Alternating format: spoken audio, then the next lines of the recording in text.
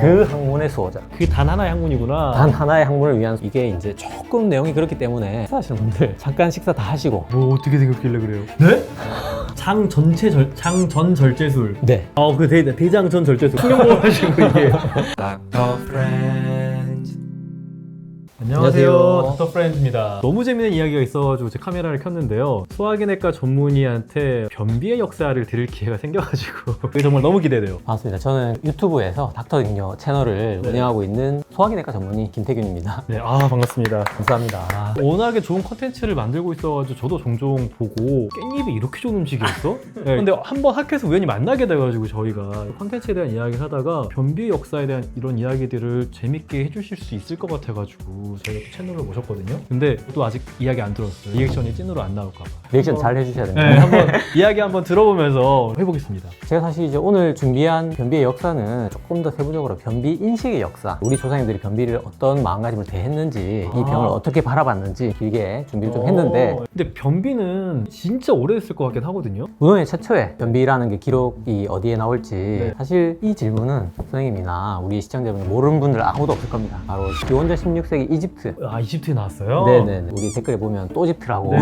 애매한 거 기록 뭐 있냐 그럼 이집트죠. 이집트에서 놀랍게도 변비, 변비약, 관장까지 이 세 가지 기록이 전부 다 무려 4,000년 전에 기원전 16세기 벌써 기록이 다 있습니다. 이집트인들은 이 변비를 만병의 근원이라고 봤어요. 우리가 스트레스를 보는 거랑 비슷하네요. 다 이것 때문이다. 장에 음식물이 썩으면서 이 독이 전신의 혈액을 타고 돌면서 많은 질병들을 일으킨다. 그래서 뭐 구토나 설사나 콧물 가래 같은 거는 이제 그 증상으로 나오는 거 이렇게 바라봤고, 그래서 이집트에서 그 독 이름을 우드우라고 했어요. 그래서 이 우드우를 없애기 위해서 많은 노력을 했는데 약도 먹고 뭐 관장도 하고, 약은 무화과, 일기울, 지금으로 치면 이제 부피 영상 하제고, 히마자유는 이제 자극성 하제. 네, 그래서 사실 어떻게 보면 상당히 지금 치료의 체계에 가까운 약을 벌써 4,000년 전부터 먹었다는 게 참 놀랍긴 한데, 우리 조상님들도 또 흑역사가 있는 게 악어똥, 수은이라든지 이런 것도 변비약으로 먹기도 했다고 합니다. 그러고 이제 관장도 전설이 하나 내려오는데, 고대 이집트의 신비의 새 이비스라고 하는 새가 부리에 물을 머금고 자기가 이렇게 자기 몸을 뒤집어 가지고 부리로 항문에 물을 주입하는 진짜 그 새 그렇게 해요? 전설에. 전설에. 네. 그래서 그걸 보고 관장을 개발했다는 전설이 내려오고 있는데, 근데 실제로는 관장액을 담는 통은 박이나 동물의 방광이나 이런 걸로 담고, 주입기는 갈대, 동물의 뿔 이런 걸로 집어넣고, 액은 물에다가 700여 가지 약재 뭐 이런 것들 쓰였다고 합니다. 근데 그럼 어쨌든 간에 장 점막이 엄청 자극이 되니까 당시에 뭐 점막을 보호하겠다는 그런 인식은 없었겠죠. 네. 쌀만한 걸 넣었겠죠. 근데 이분들이 얼마나 그 우두 제거에 진심이었는지, 오죽하면 이제 파라오 옆에 가디언 오브 디 에이너스라는 직책이 우리말로 하면 학문의 수호자인데, 진짜 있어요?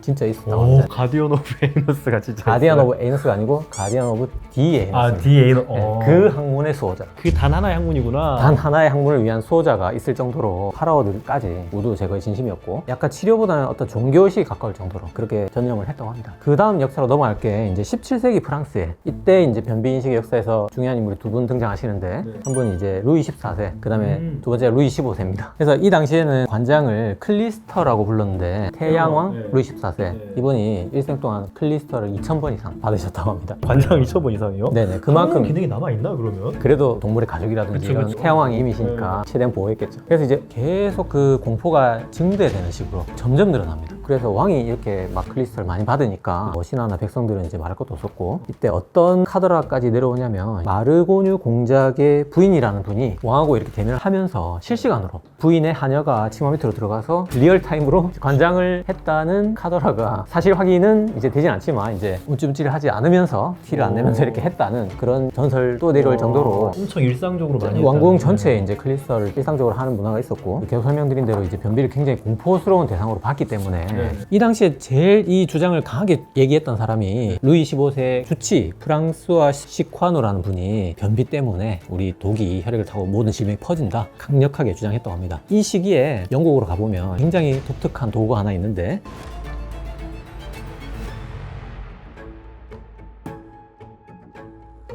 런던의 외과 의사 제임스 우달이 개발했다고 이것도 설인데 알려져 있는데, 스페출라 문단이라고 하는 그런 도구가 있는데, 이게 이제 조금 내용이 그렇기 때문에 혹시 지금 식사하시는 분들 잠깐 식사 다 하시고, 뭐 어떻게 생겼길래 그래요? 등글개처럼 생겼습니다. 근데 이제 한쪽 끝이 이렇게 구멍이 뚫려 있는 숟가락처럼 생겼고, 반대쪽이 이제 평평하게 생겨서 이쪽으로 이제 변을 퍼내면 이제 상처가 나니까 이쪽으로 이제 약을 발라주는, 그것도 변비 한 점에 무조건 꺼내가지고 막 쑤시고 이렇게 한 건 아니고, 내과 선생님이시니까 경험이 있으실 것 같은데, 그 우리 핑거 에네마 인턴 때 다 배우지 않나요? 인턴 때? 네네네. 아 이런 느낌이구나라는 네네네. 걸. 그러니까 정말 하다 안 될 때. 그렇죠. 그치. 이게 너무도 오래 굳어지면은 배설 못 하시거든요. 도저히 이제 약으로도 안 되고 관장으로 안 될 때 최후의 수단으로 수지 분변 제거술이라고 하는데 그거하고 똑같이 최후의 수단으로 숨구하기 꺼내가지고 이렇게 그런 것까지 썼다고 합니다. 그 다음이 이제 18세기로 가보면 그때는 이제 기독교 사상이 널리 퍼지면서 우리 인체를 그냥 육체로 보지 않고 신의 성전으로 봤습니다. 그래서 병이 걸리는 거를 이제 죄로 봤습니다. 그래서 변비는 이제 뭐 때문에 생기냐? 7죄종 중에 하나인 폭식, 굴라라고 하는데 기독교에서 그게 이제 디아블로에 나오는 그 바알.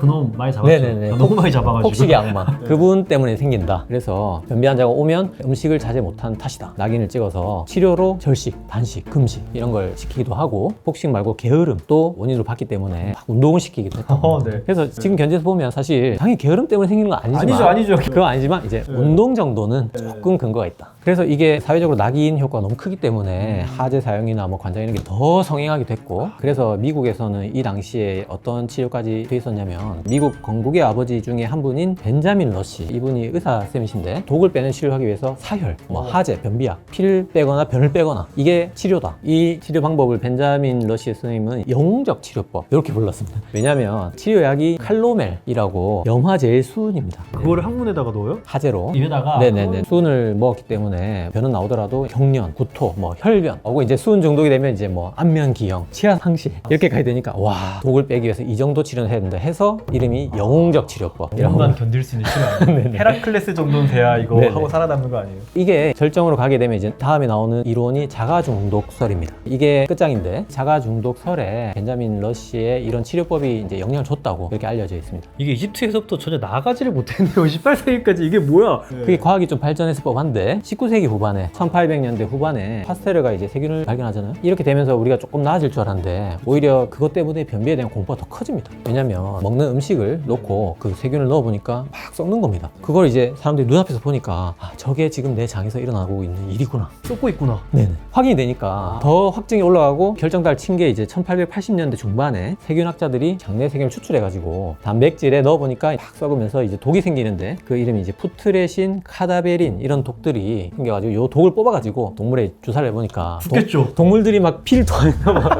경련을 하고 막 죽겠지. 그걸 거의 혈관에 넣으면 어떡해. 우리 몸에서 나온 독이 저렇게 심한 독성이 있구나. 공포가 현실화돼 버렸구나. 맞습니다. 입증이 됐다 이렇게 믿고 네. 그래서 나온 게 자가중독설, 오토 인톡시케이션. 아 요새도 숙변 제거해야 된다고 막 나오는 것들이 거기에 어떤 후회 같은 느낌이 드네요. 그거의 끝판이라고 할 수 있죠. 똥독인데 이걸로 죽는 거죠. 근데 이거를 이제 가장 강하게 주장했던 분이 1884년에 프랑스 의사 샤를 자크 부샤르, 우리 그 손가락에 부샤르 결절 있지 않습니까? 그분입니다. 그분이 뭐라고 했냐면 변비 환자는 항상 자신의 파멸을 향해 가고 있으며 그렇게 말해야 돼? 중독으로 인한 자살을 계속 시도하고 있다. 부샤르 그분이 이런 말을 하실 정도로 자가중독설이 이제 그게 달했고 이 당시에 의사들이 이제 모든 질병은 90%는 이 변비로 설명할 수 있다. 그래서 이걸로 그 당시에 이제 나온 책 이름이 르꼴롱 오미시드라는 책이 나왔는데 이게 뜻이 살인자 대장 이런 책이 나올 정도로 주류 의학에서 막 그렇게까지 이야기했으면 이게 분위기 장난 아니었겠네. 완전히 주류 의사들이. 그래서 정점이 1900년에서 1920년대 사이 요 20년인데 얼마 안 됐네 진짜.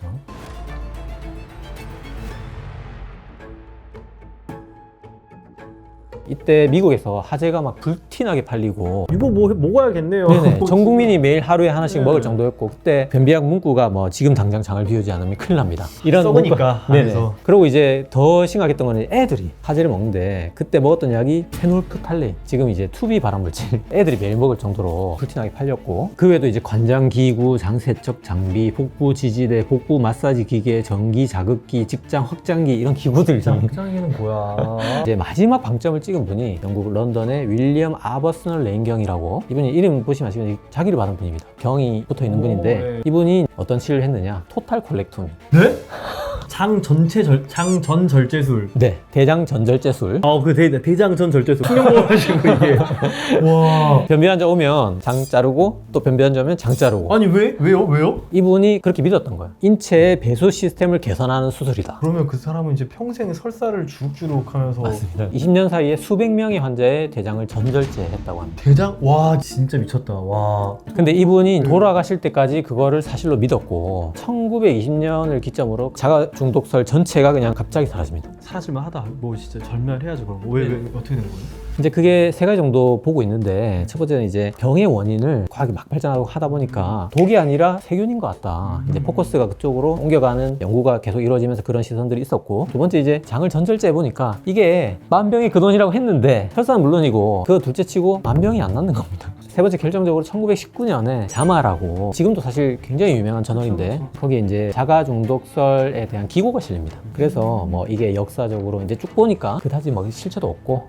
뭐 이런 이제 근거도 없는 것 같다. 이런 기고가 나오면서 갑자기 이제 툭 사라지게 됩니다. 하지만 아바스 레인경은 죽을 때까지 이게 사실이라고 믿었고, 아까 말씀드렸던 뭐 스트레스가 만병의 근원이다, 뭐 혈압, 당뇨 이런 것들이 만병의 근원을 실제로 보잖아요. 그런 것 똑같이 이번은 끝까지 믿었다고 합니다. 모집 장난 아니다. 근데 이게 이제 20년에 사라졌지만 약간의 유산이 남아있는데 그걸 이제 직통으로 받은 분이 1970년대 데니스 버킷이라고, 이분이 이제 버킷 림포마 오! 그분입니다. 아니 그렇게 유명한 분이 또 이분은 직통으로 받긴 했는데 기승전 변비 이것까지는 아니었고, 이분은 이제 기승전 식이섬유, 모든 병은 이제 식이섬유를 안 먹기 때문에 걸린 거다. 그래서 이분 덕분에 이제 미국인의 식탁에 매일 아침에 이제 오트밀 시리얼이 올라가는데 존 하비 켈로그님과 함께 결정적인 역할을 한 두 분 중에 한 분이다, 이렇게 말할 정도로 굉장히 식이섬유 알리는데 앞장서셨다고 합니다. 그래서 사실 지금은 식이섬유를 많이 먹어야겠다는 생각은 있지만 변비가 뭐 만병의 근원이라든지 그런 걸 믿는 사람도 없고 주장하는 분도 안 계신데, 단 하나 이제 변비가 뭐 대장하고 조금 연관이 있지 않을까 이런 주장을 하는 작은 논문들이 있는데, 그것도 변비 자체보다는 그걸 유발하는 식이섬유를 변비가 적게 있다는 것 먹는다든지, 자체가 다른 많은 것들을 반영하는 네네. 거예요. 뭐 적색률 많이 먹는다든지 이런 것들이 원인이지, 사실 이제 변비 자체는 대장과 크게 관련이 없다는 게 중론이고, 지금까지 설명드렸던 100년 전까지만 해도 장을 전절제를 할 정도로 굉장히 이제 공포가 심했다고 합니다. 네. 그래서 사실 제가 준비를 좀 하다 보니까 이게 내용이 좀 많아져가지고 곁다리로 이제 변비 약의 역사, 그다음에 또 관장의 역사, 오 궁금하다. 네네, 요것도 이제 준비를 해놓긴 했습니다. 해놓긴 했는데 오늘 영상이 잘 되면 한 번 더 불러주시면